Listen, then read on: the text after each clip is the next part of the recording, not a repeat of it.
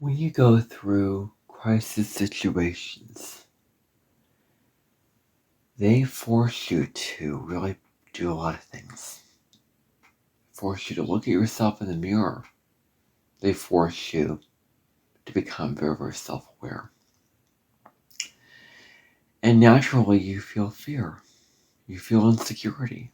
And you naturally want to control others in these situations, and you want to dominate others, and you sort of manipulate others through this. Certain things that you're denying and repressing that need looking at, that need integrating, that need accepting of these things as they are. When that happens, true power can actually come into play here. In this episode of the Cosmic Sky in this episode of the Cosmic Sky podcast, I'm going to be discussing Pluto, the planet of death and transformation and power, in the first house. What does this mean? Well, I'm going to discuss this very, very in depth in this video, which should hopefully be around 45 minutes to an hour. That's what I'm aiming towards. We'll see how long this goes. So, I have this placement natally in my chart right now. I'm kind of going through my own personal placements. I'm kind of picking and choosing around with different placements, not doing things in a certain series. And so, yeah. So, this is the Sunday podcast, where typically if I wasn't doing this as often as I am, this would be the Anything Goes podcast, really. But so, this is what we're talking about today, is death and transformation when it comes to this. So, what is Pluto? Well, Pluto was discovered in 1930. It was around the time when dictators like Mussolini, Stalin, and Hitler came into play and came into being. That they were very, very powerful leaders, that they dominated, that they were in control. And Pluto deals with a lot of power. There was something called plutonium at the time, which was really, really huge. With that. Pluto takes 248 years to orbit the sun, go around the full zodiac cycle, and Pluto is really beyond any other planet. It's the last of the planets in our solar system. So what is Pluto about? Well, in mythology there was a story of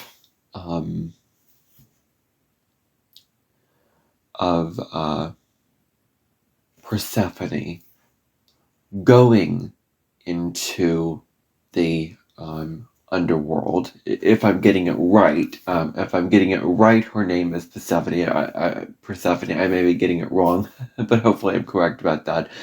Persephone going to the underworld, having the earth crack beneath her, then ending up in the underworld, and then getting into Pluto's domain from the nice earthy realms of her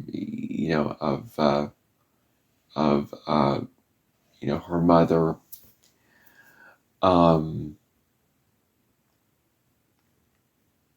who basically was in charge of the grains and the fruit and the earth being, all its sort of treasures that it has. And so what ended up happening was, she ended up spending half the year in the spring and half the year in the above earthly world in the spring and summer, and then in the fall and winter she would end up in the Pluto underworld. That kind of indicates how, it's kind of symbolic of how we need both to be aware of the shadows and aware of the dark and aware of the hidden parts, aware of what's going wrong with us. And then we also need to look at what is good about us, what is going well in our life, what we can enjoy, what we can feel abundant about, what we can feel grateful and secure about in our life. So have the time in the dark, and the light, and the shadow, and and the more positive arenas of our life. It indicates, that we need both and in that way. So Pluto is about power and control. First of all, themes of power. Pluto P stands for power. It's very, very much associated with needing to be in control, needing to be in power, dominating power. This is just not like Aries power, but this is intense, deep-seated power that comes from a very, very primal place, from a very, very,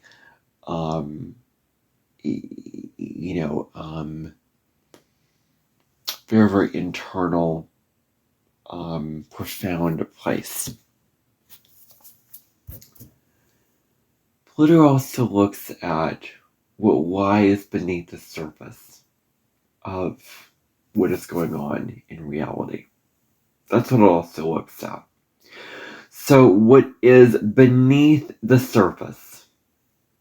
What's just below the, what's going on, right here and right now? What is really, really going on underneath the ground, underneath the earth, underneath the sheets? What is not surface level, but think of the water. You can think about it this way. How, when you look at the surface of the water, you only see just that surface of it. You have to actually go beneath to see all the fish and all the sharks and all the stuff that lies beneath it. So in the same way, Pluto looks at what is below the surface, what is underneath what you see at face value, like it goes beyond that. And there's also deep-seated emotions and desires is Pluto. Looks at really, really powerful emotions and shadow work. That's what it could really also indicate is shadow work. The deep internal process of looking at your behavior, looking at your insecurities, looking at your the darker aspects of yourself and working through them and integrating them and doing all this. So Pluto looks at the hidden aspects of yourself. Parts that you want to deny or disown, and the parts that you don't want to look at and face. Like whenever Pluto comes to square a personal planet of yours, like your Sun, Moon, Mercury, Venus, Mars, Ascendant, Midheaven, or makes hard aspects to those personal planets and just comes knocking on your door and asks you, hey, look at what's in the basement, look at what you're not choosing to face, and deal with it. And Pluto just keeps knocking your door saying, hey, hey, hey, hey, hey, hey, hey, like it keeps, getting your attention louder and louder until you look at it and face it and deal with it. So Pluto is relentless when it comes to square your personal planets or make oppositions or conjunctions to your personal planets. If you have that transit going on, you'll know that what I'm talking about. So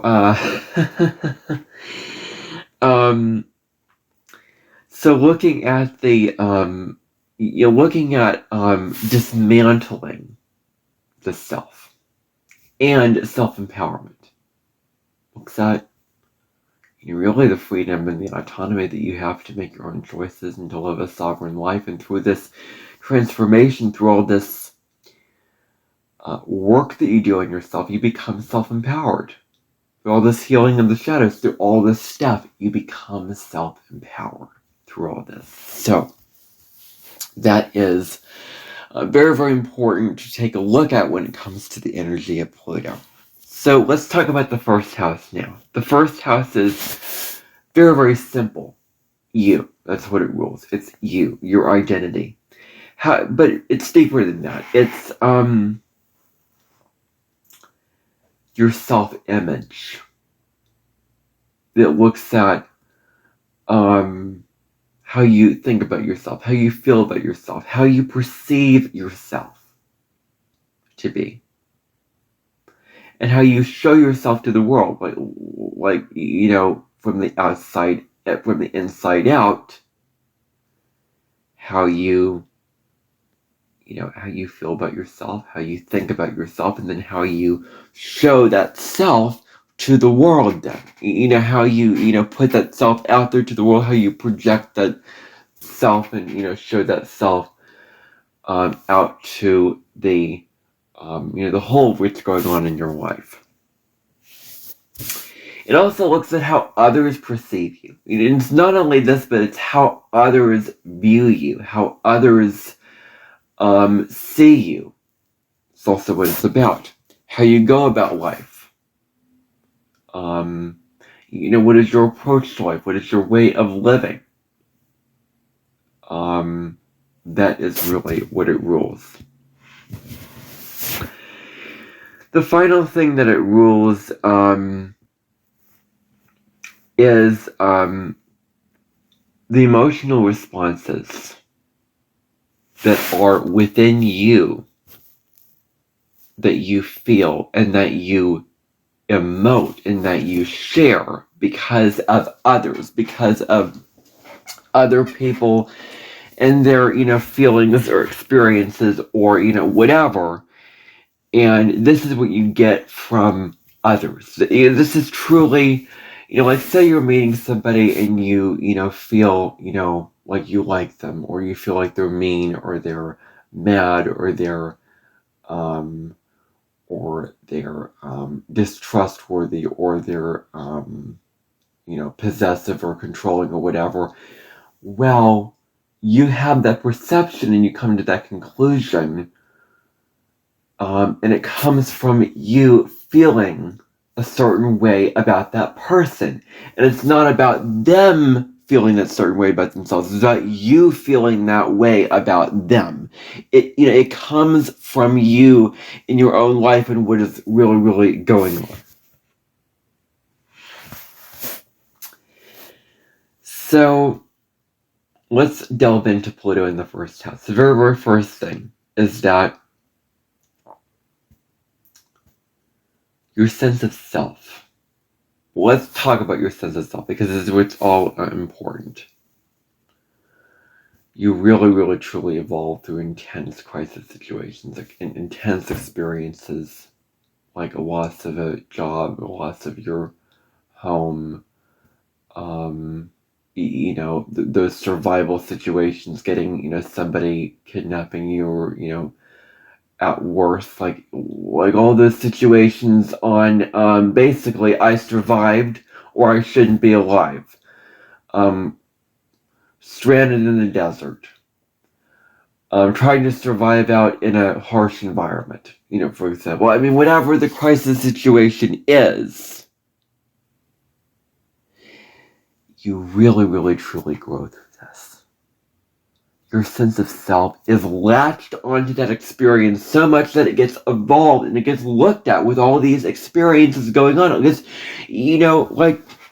this is the huge part of your life, is it comes from, your evolution comes from you engaging with these certain intense experiences.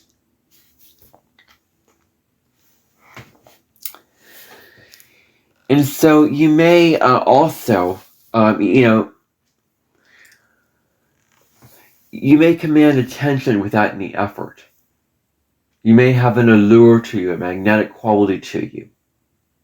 I wonder if you feel this way about me if you go watch my earlier videos that I am posting onto this channel, right now on YouTube.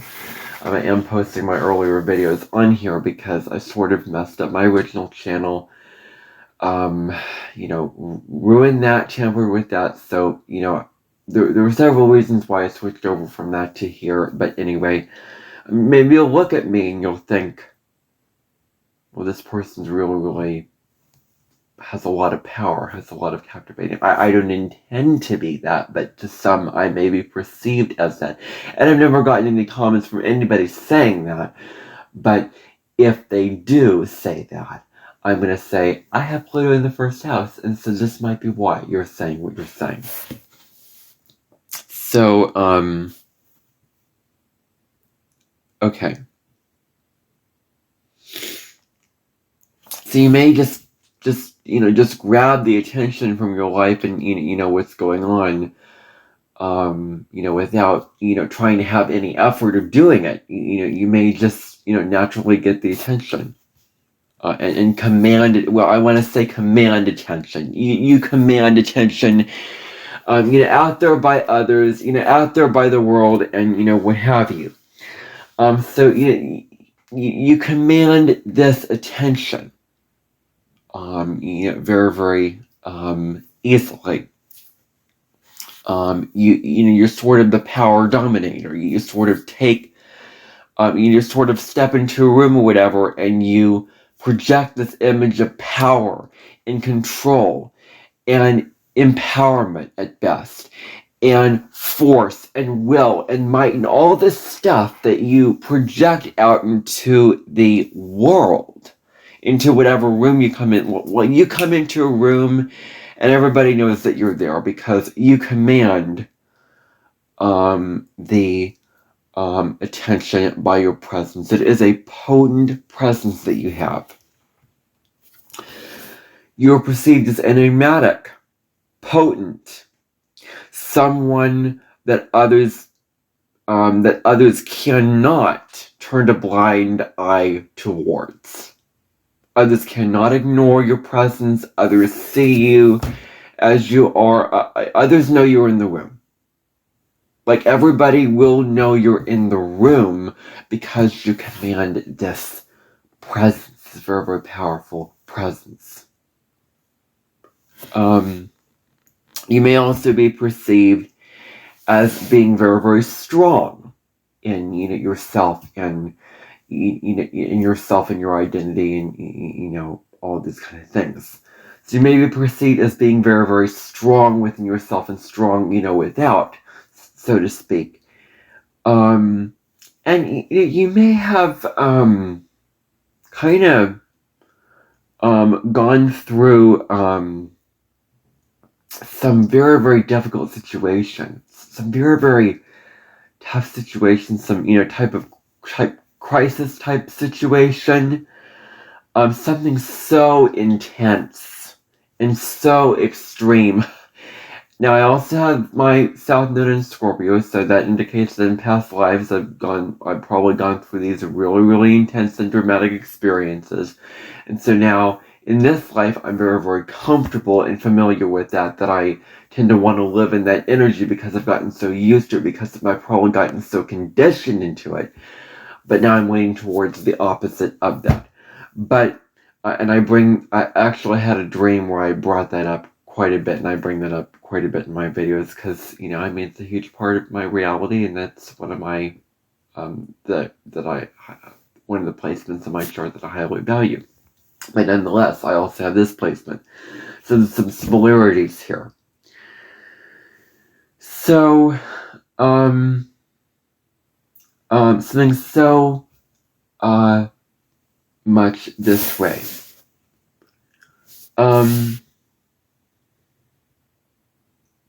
Now, what do lights do? They attract bugs. What does food do? Certain sugars and certain things like that. Wet hairbrushes attracts bacteria. Certain things attract germs. You are that light that attracts all the nasty bugs to you. And I hate saying that, but at worst, and it could heighten up the possibility for that. And I say that not with malicious intent or not negative intent, but I'm saying that you may get people that project onto you a lot of the time. Are you so accustomed to it that you're not recognizing, oh, they're projecting, oh, they're manipulating, oh, they're controlling, oh, they're taking out their fears and their insecurities and their discomforts and their negative sagas, and they're taking out all their problems onto you? Are you even aware of that? It's like it's becoming aware of things like this. And this is going to take time and recognition and awareness to become aware of when others project onto you, when others, take out their fears and their stuff onto who you are. So, so don't get into that mindset of, it's about learning to identify and recognize this so that you can set healthy boundaries with others and have healthy relationships where you're not in a relationship where you have all these people projecting on you. It is about being strong and secure within yourself. Just say, I am not going to let these people who overpower me, overwhelm me, project onto me, get the better of me. I'm not going to allow them to, get the better of who I want to be or who I am or, what my, image is out into the world. I'm not going to let them take away from who I am. And I'm going to draw healthy boundaries toward this. I'm going to not let that affect me. I'm going to be secure within myself. And, Scorpio is a sign that is, you really, really have to have some compassion for Scorpios because they kind of, go through it a lot of tough. And I do have a lot of compassion for Scorpio energy and the fact that it is so sensitive to other people's power dynamics. It is so afraid of other people. Like there's this, with Scorpio energy, with Scorpio sun, moon, rising, or personal placements, there is this deep fear of others taking the power over you. And there's this deep fear of others having more power over you and not being able to have enough power. There's this feeling of being controlled, of being manipulated, of being used and abused and all of this with Scorpio energy. There's this deep fear when it comes to others. There's this fear of, people in general, and sort of the downsides of, what we can sort of, get ourselves into in our own lives. Now, in this life,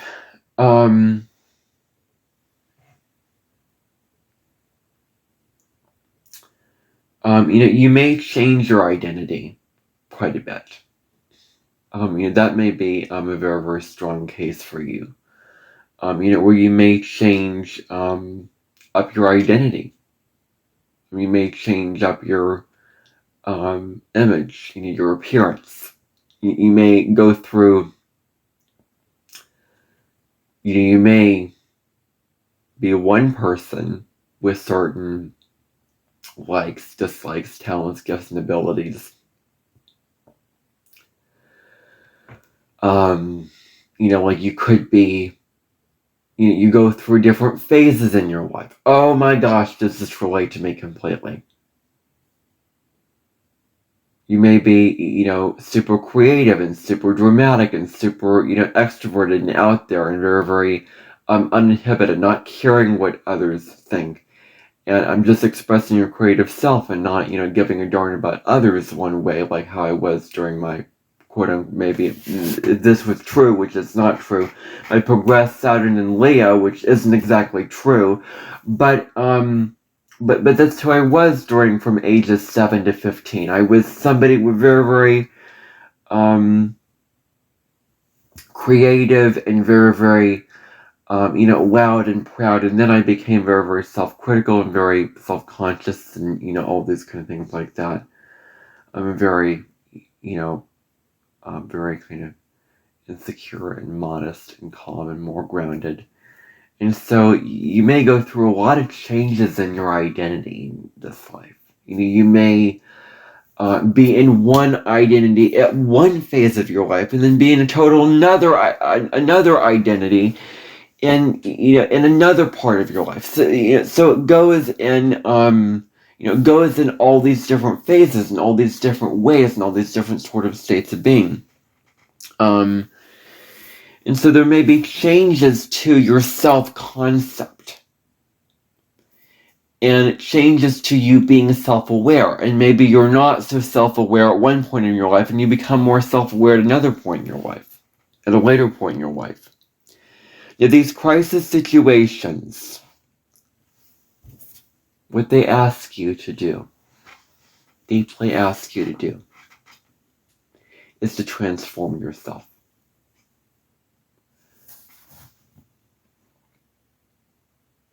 You don't go through a crisis and you're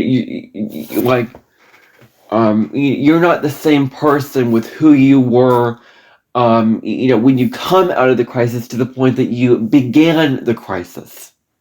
Through that crisis, it forces you to become strong. It forces you to face shadows. It forces you to become resilient. It forces you to be very, very strong and secure about in yourself as you can be.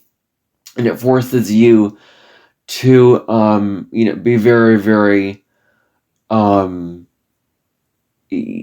adaptable to the changes and, forces you to change stuck old way, like crises, get you out of, your stuck ways of being, of how you were in the past with all your, old stuff and your old, habit patterns and goals and things that you worked on and the things that you own, or, your basic identity from one point, and, then it changes, who you are to another point. So that's really, what it can, boil down to with this is this crises that asked you, like demand of you that you change yourself, that you transform yourself. So you may feel like you've gone through a lot in one lifetime.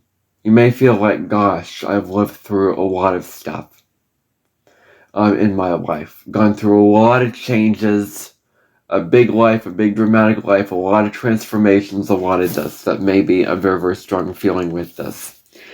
You may feel like, in your teenage, adolescent years, you may go through a certain death and rebirth process of, where you are, releasing, through,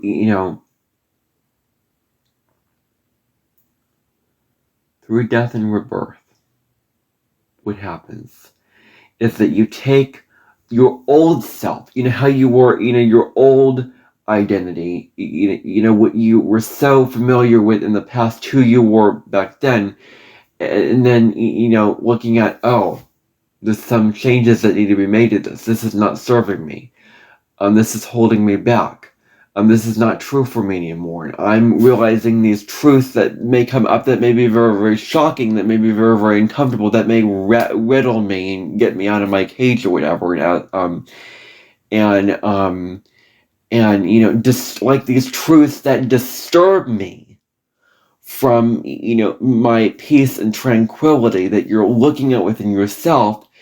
And then when you face these truths and when you discover these truths and you see like, oh, who I was, there's some changes being made. There's some new feelings, new revelations as I'm growing and evolving. And so it does take a lot of courage and a lot of willpower and a lot of willingness to release the old self, the old ways of being, who you were back then, in order to become a new and empowered version of yourself. That's what it takes, is, becoming a, a new and empowered version of who you are through releasing all that old stuff. And then, you were born again, the phoenix rising from the ashes, how phoenixes die and then they come out of the ashes as a new baby, and then, they're, new life. So, you may go through that in your teenage years as you get to adult years, and that may be a huge part of your life. So all these transformations that you go through, all these changes that you go through, all these revelations that you go through in your life are very, very deep and very, very profound and, and personal to you. And you're afraid to share them, like you're afraid to openly share them, and you don't want to share them. You want to keep, you're very, very much about like keeping them all to yourself this life. Keeping all these things to yourself. and not just openly sharing them. Like you wouldn't just disclose your deepest, darkest secrets to just anybody. And I'm going to get into trust a little bit later in this episode. But the transformations that you go through, that that really gives you depth and resilience. These things that you go through that gives you a sense of going deep and becoming very, very resilient, very, very strong within yourself. It's resilience doesn't have to be just physical resilience, and how you become very, very strong through working out or becoming this. But let's say you have a wound, and then that wound heals. Maybe that emotional wound heals, and you got that wound through a negative experience, but you grew through that wound, you grew through that negative experience, and you come out the other side of it. And wounds show us the path, and they show us kind of the story of our lives, and how we just what we go through. And so the marks on our face sort of show our life. How just like marks on our face show how old we are. Like you get purpose lines around your mouth to show that you've aged. So in the kind of the same way, resilience, the idea of resilience is how these wounds are deep seated, and so this went to Chiron in a way, and how you grow through these experiences, become a stronger version of yourself, being able to handle all these negative crisis situations. So now there is this need here to be in total control of your environment, in complete, utter control of every aspect of your environment. There's this unconscious need that you're like, I don't know what's happening to me. I don't know what's to come of this. I don't know why I'm feeling this, but but I just want to control my environment. I just need to be in control. Like this hunger to be in control of your whole environment, the people in your environment, the places in your environment, the house in your environment. Whatever. And so there may be power struggles, that you may go through with others. Power struggles, power gains that you may experience with others in those kind of ways. And so, you may experience all of these dynamics with others, and there may be a distrust of others. I think that Scorpio energy, really distrusts others because they don't want to get used, or they don't want to get hurt, or they don't want to get betrayed, or they don't want to get deceived, or out of a deal, or mistreated, or hurt, or whatever. So they have this sort of wall of distrust around others, and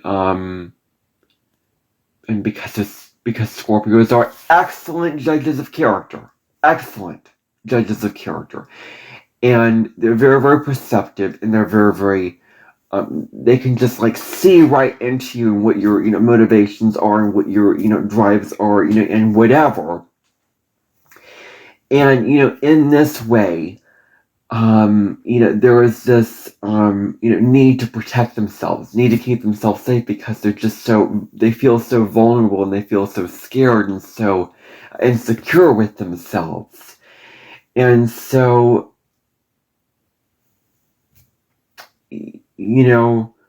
there may be there's this distrust of others that you have in your life.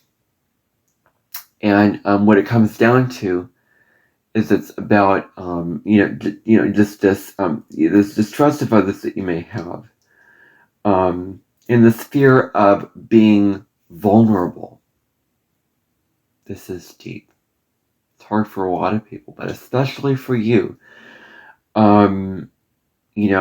We have this deep fear of being vulnerable, of just allowing our emotions to just come out, regardless of whatever somebody says, whatever backlash or pushback or others' reactions or others' judgments or anything like that. It's this deep fear of being vulnerable because of others hurting you, and feeling like if you were to be vulnerable, others would use it against you for your own gain. Like, if you expose all of your emotions out to anyone, all your stuff, all your, negative, problems and negative feelings and experiences out to anyone, then others are going to use it against them for your own gain. So, that's what you really, really feel inside of yourself. So it's about trusting wisely. Discerning. It is about being discerning. It is about discerning who are the people that I can trust, that I can expose my secrets, and I can be vulnerable to. We all need someone to go to share our problems with. We all need someone to vent with. We all need someone to who has a listening ear that can listen to us share all our emotions, all of our thoughts, all of our woes and happy good moments, and all of what's going on inside of us. So we need people like that in our lives. Everybody does. You're not exempt from that. So it is what it really comes down to is trusting wisely, knowing the right people to trust, knowing who is right to trust, self-mastery, becoming, very, very, and, what is self-mastery? I want to discuss certain things with self-mastery here. It is about basically running your thoughts and emotions. And do these thoughts and emotions align with your beliefs and your values, rather than just by egoic impulses? Something higher, like it involves, willpower, drive, commitment. So, Capricorn is about self-mastery. It is a sign that rules over self-mastery in that way. So, okay. So, and then not compromising, your strength. You're not bending your strength, but being strong within yourself, and not needing to prove and control and, be so powerful to others to prove how strong and high and mighty and powerful you are, which I'm going to get into towards the end of this episode. So, you may go through a lot of explorations and regeneration of the self, that you may, experience very, very strongly. That these, this sort of, this changes to, yourself in a kind of way that you have. Now you may have a lot of self-doubt. You may have a lot of self-doubt about yourself. A lot of uncertainty regarding your decisions, doubting your decisions, because Scorpio at best can be very, very, like, I know what I want, and I have a desire, and I'm going to, go to the moon to achieve it.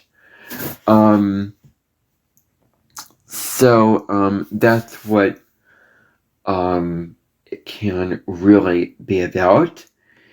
And it is about this uncertainty that you have with, not knowing, recognizing your own power. When you recognize your own power, you can guide your life and make the proper decisions that you want. Like recognize that you have power. It's about recognizing that you have power, and what are you going to do with the power? Like you have the freedom to decide what you're going to do and how you're going to use that power. It's like your natal chart is your sheet of music. How are you going to play it? So, and so that is really, really important. And then insecurity about yourself. And then really this, it's about really with this placement, know thyself. That is the really, really big thing with this placement, is to know thyself. That thing in the, the temple of something or other. That great temple or whatever, like, know thyself. So, it's about, we may go through your life, like, not really knowing, like, not really knowing, who you are, your identity, and, who you are, by all of these, by all these internal desires, that are subconscious. Like you may have these deep, seated desires that, you're not conscious of, you're maybe not aware of, and it's about bringing light and awareness to those deep desires, like being aware and self-aware, like I have these desires, I have these feelings, and this can guide my behavior in this way. These desires can cause me to act in this way based off of these feelings. Like it's being aware of your own behaviors is really, really how you can cultivate wisdom with this placement.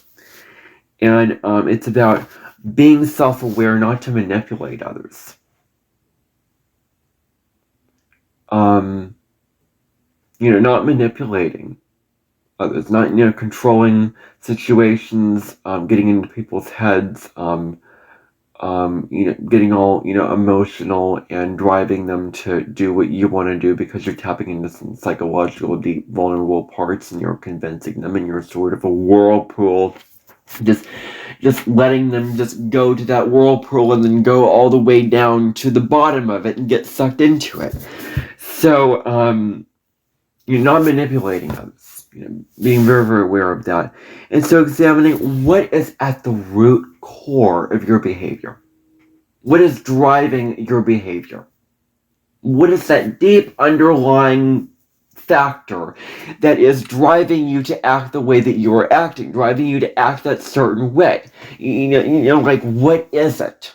What is it that is causing you to act a certain way? And once you're aware of that, once you can, like, have some knowledge about that and some understanding of that, then it can really, really help you guide your actions very, very easily. So, now, you may also become really, really secretive. Like keeping things to yourself, keeping a lot of things to yourself. You may become a loner in your life. You may, I just want to tell you, out of compassion, out of so much compassion having this placement, I'm telling Pluto in the first house people watching this, viewing this, or anyone interested in this placement. I know it's hard to be vulnerable. I know it is hard to share your stuff and share your emotions and what you're going through emotionally, mentally, psychologically, or, whatever. I know that you want to repress it and bury it. But I'm telling you,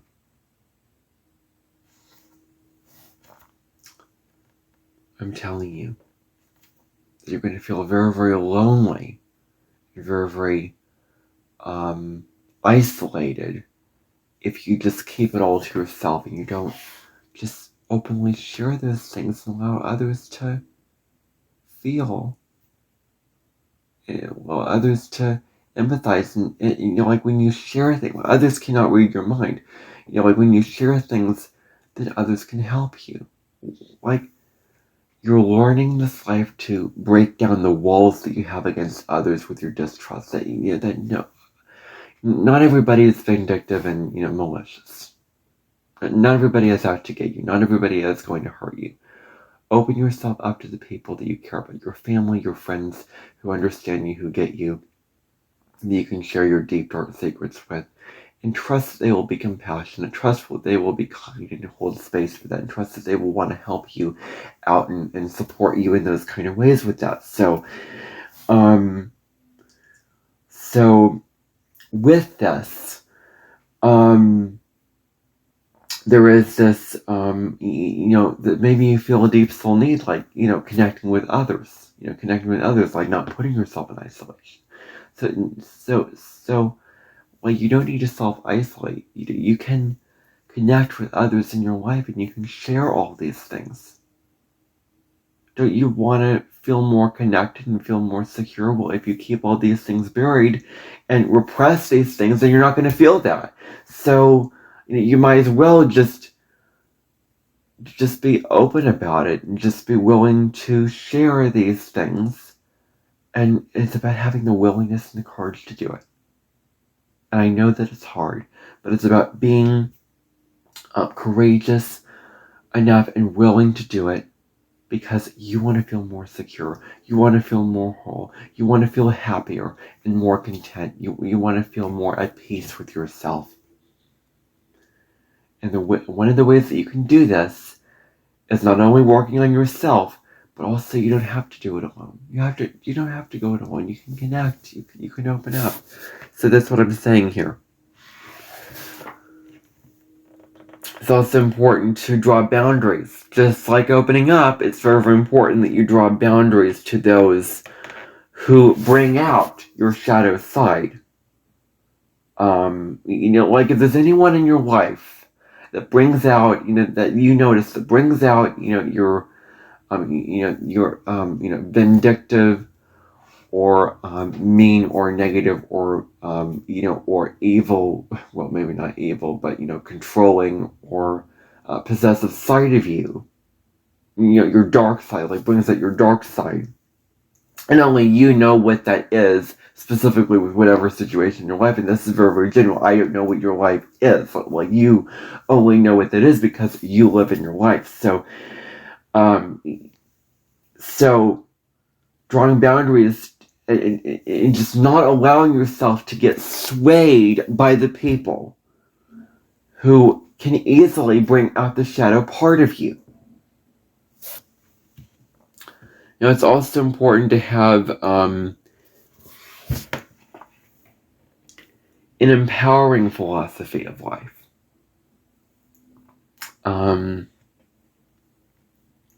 Empowering philosophy of living life. Living a life that is true for you. And in order to live a life that's true for you, you have to face your shadows. You have to face what you're afraid to face. Do that work. Do that deep work. And I know that it's hard, but it does, you do come out the other side of it feeling reborn, feeling secure, feeling new again. So in my life, I'm going to, when I have shadows within me, I am going to be very, very humble and face these shadows and not repress these shadows. So, Pluto is just like, looks at what you're really, really, afraid to face, and sort of the things that you do that, you're like, oh, I just want to, just go back to the things that they were, and I want to move things back, and I want to, I'll just do what makes me feel comfortable so that I don't have to face this, so that I don't have to go through this, shadow, or this, trauma, or this, deep thing, or, whatever it is. So, you try to be very, very comfortable with it. It's about, being willing to face it, like really, really being humble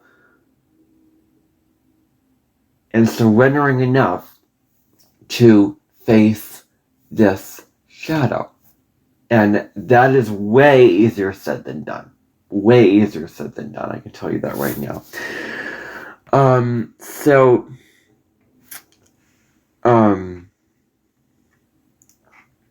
when you live a life coming face to face with all of these shadows, it's about being compassionate with yourself.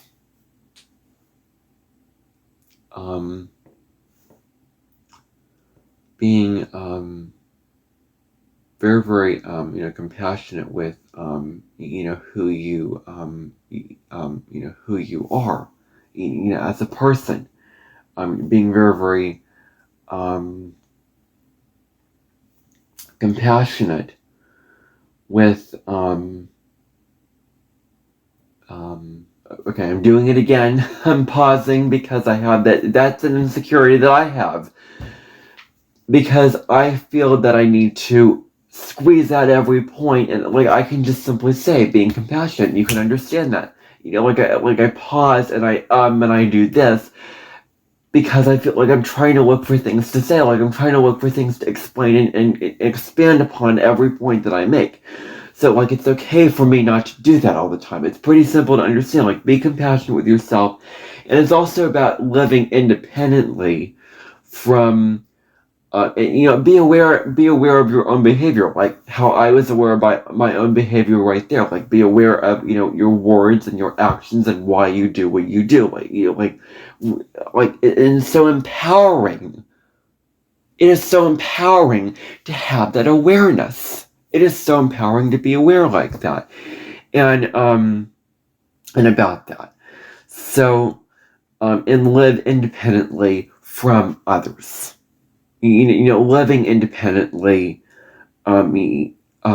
away from everybody else in your vicinity. So, it's about looking at what you want to dig deeper into. What do you want to dig deep into?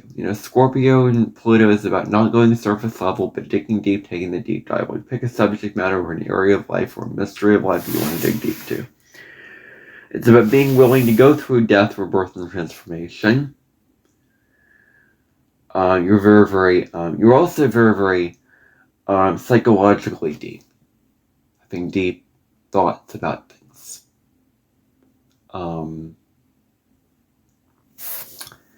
And other things I want to discuss with that.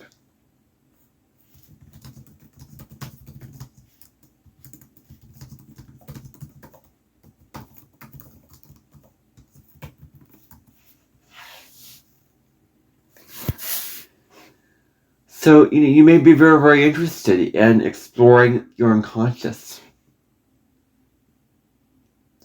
And exploring your your unconscious mind, what's going on below your conscious awareness. I think that Mercury retrogrades can really, really help you out with that. And I could have been born with the Mercury retrograde that could have really, really helped me look at my unconscious very, very easily. And because Mercury retrograde people are so self-aware, because they are so introverted over their own mind and their own emotions and what drives their actions. Mercury retrograde people are incredibly self-aware. Incredibly. So, driving, looking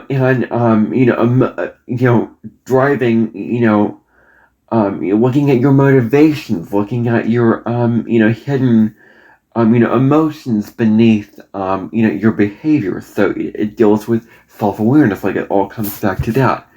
So, looking at your patterns, and then, and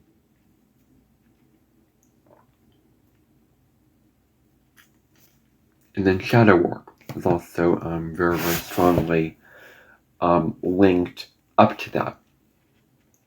So, yeah. Now, alrighty. So you're very, very psychologically deep in nature. You have a quiet power. You also have a quiet power to you. You have a very, very quiet power to your life that is very, very huge.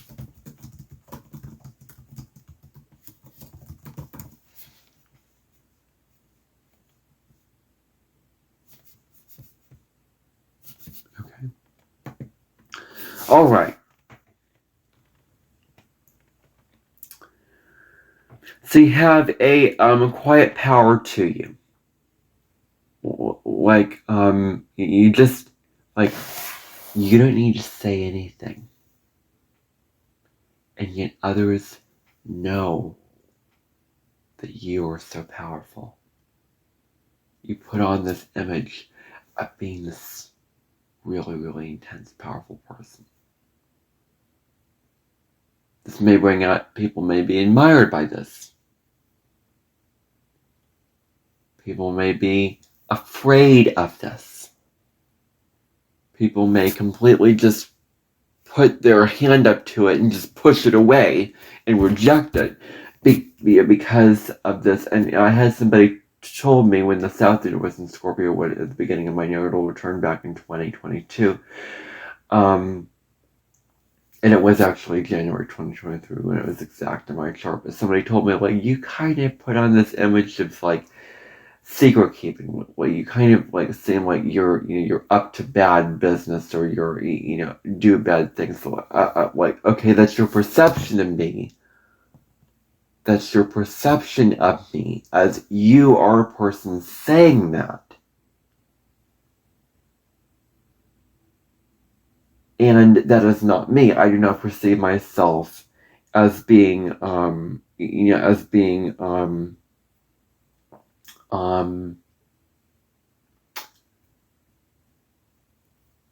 having,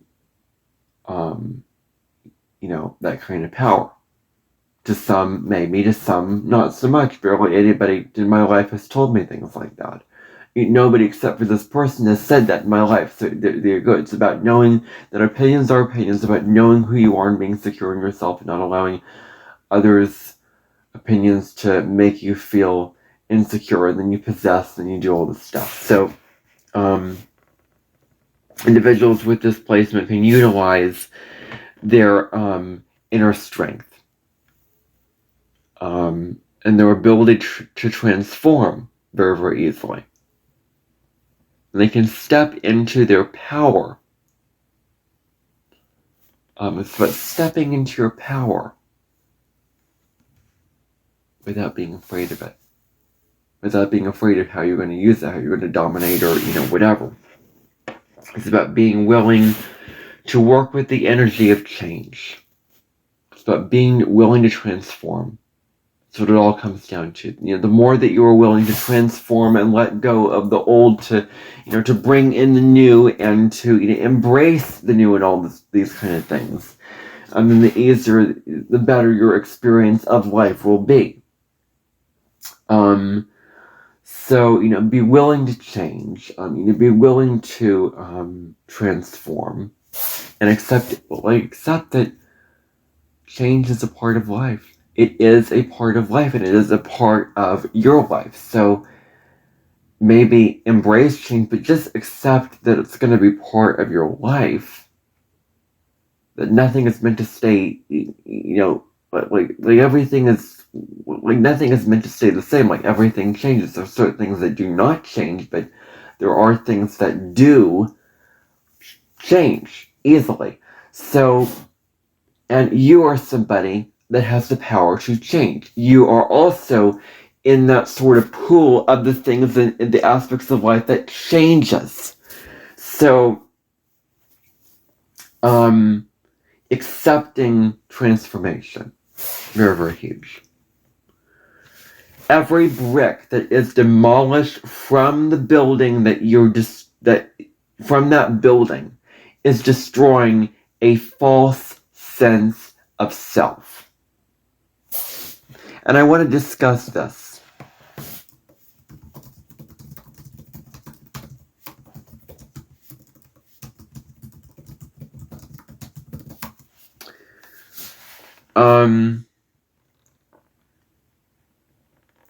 This is where it's, you're very, very defensive. Incredibly defensive out of insecurity. You're protecting your true self. There's this deep wounds that takes a lot of work to heal this. It's not just a simple snap your fingers and it's healed. Like, it takes work and it takes awareness and it's probably, I'm to say, it does take time. And it does take deep work with yourself to heal these things. It's not an easy, light and fairy, walk in the park process that's going to feel exciting and filled with joy. But it's necessary to heal this stuff. So,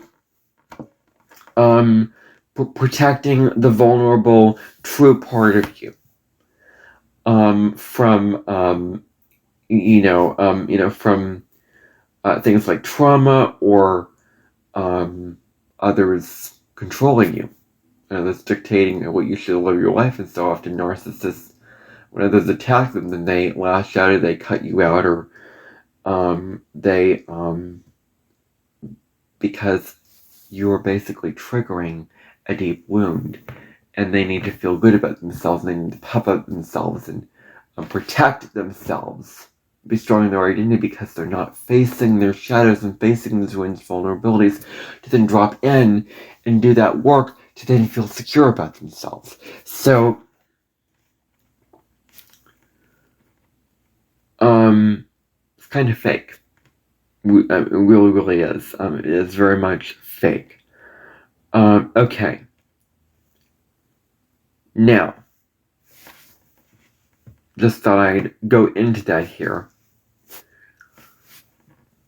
So, destroying this false sense of self to become a more authentic version of yourself. To be authentic means self-awareness and security within yourself. Well, that is part of authenticity. Authenticity is not you projecting onto others. Authenticity is knowing who you are, knowing what drives your behavior. And you know what? Authenticity and self-awareness are very much linked together.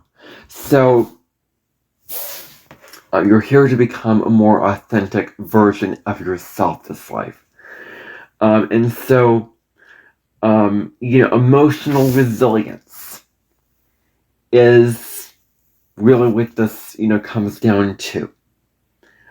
Being, emotionally resilient, being that kind of thing, being self-aware, doing shadow work, having shadow work, developing wisdom through this shadow work, and then being responsible for your emotions, being accountable for your own emotions, possessing your emotions, and claiming these emotions as your own, like claiming all of these emotions and taking responsibility for them and not suppressing them, not suppressing the feelings, but being willing to face them as they are.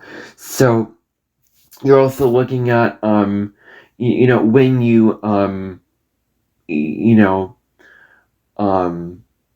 you overwhelm others. That could be a really, really huge part of this. It's very important to look at when you do, in fact, overwhelm those around you. When you can look at your behavior and say, oh, there I go again, being controlling, being possessive, being manipulative, and catch yourself and reframe that by just dropping in and surrendering control and just being very, very strong in control with yourself. Surrendering the ego, need for control, or the insecure need for control, just being control in a positive, secure way, a whole integrated way. And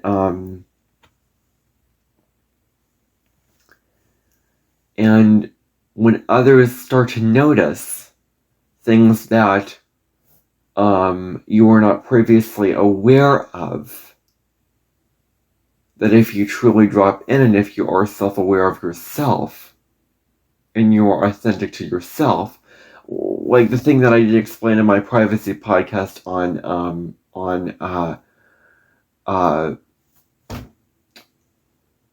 my Real Me podcast, is that can kind of actually help us to become more authentic, because it can actually help us to become more self-aware of ourselves by pointing out things that we didn't know, so that we can become more aware of our own behavior and become more true to ourselves and, live from a more inside-out place then. Like it comes from others to then become inside-out. that's kind of how it works, and now I have the awareness of that I didn't have at the time. But tapping into your intuition, asking yourself, does this feel right? When the person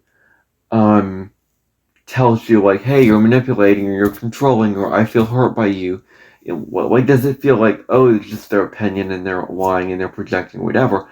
But does this feel like, okay, well, maybe I need to look at myself a little bit deeper. I need to look at myself and my wounds, my fears and my habit patterns and my emotional patterns and all that, and you look at it more clearly, in a clearer light. It's about not manipulating situations out of fear, like releasing the need to manipulate.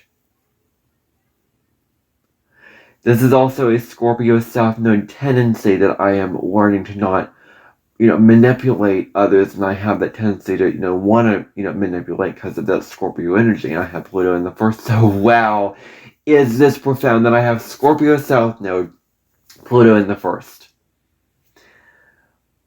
I mean, I am realizing all these profound aspects of my chart that I didn't realize, that I didn't think about just yet.